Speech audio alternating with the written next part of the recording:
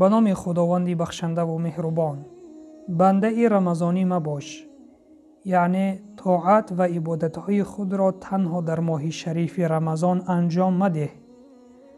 رمضان یکی از ماه‌های خداوند است که می آید و می رود، ولیکن بدان که پروردگار همیشه با ما و شماست.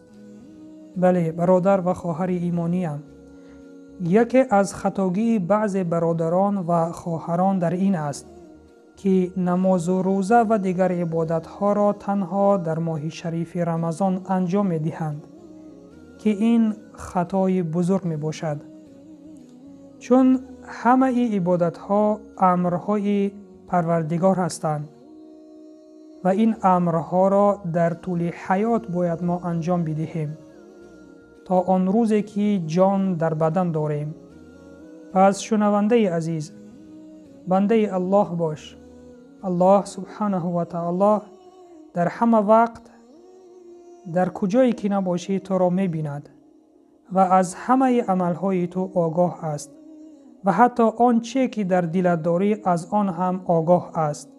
پس بنده الله باش و سلام بر آن شخصانی که راه هدایت را پیش گرفتند.